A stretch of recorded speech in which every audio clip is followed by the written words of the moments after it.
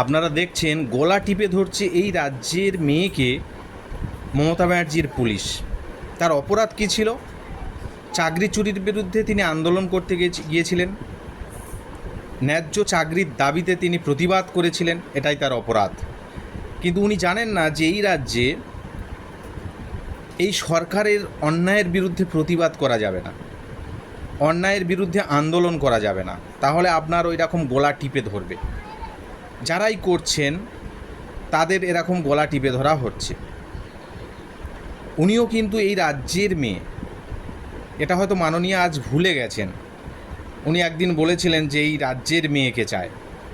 উনি কি এই রাজ্যের মেয়ে নন? মাননীয়া পারবেন এর উত্তর দিতে? পরিবর্তনের পরিবর্তন, তাহলেই পরিত্রাণ পাবে এই রাজ্যের মানুষ। আপনাদের কাছেই আছে সমাধান। 2026 এই সরকারকে উৎখাত করুন, তাহলেই সব সমস্যার সমাধান হয়ে যাবে। এই সুযোগ এই সরকারের হাতে থাকবে না কারো টুঁটি টিপে ধরার।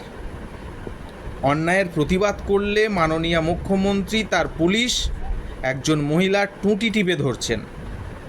দেখুন, কোনো অন্যায়ের প্রতিবাদ এই রাজ্যে করা যাবে না, কোনো আন্দোলন করা যাবে না অন্যায়ের বিরুদ্ধে।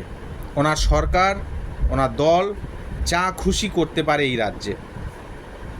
তাই এই রাজ্যের মানুষের কাছে একটাই অনুরোধ, এই সরকারকে বিসর্জন দিন 2026-এ, তাহলেই প্রত্যেকেই এই রাজ্যে ভালো থাকবেন।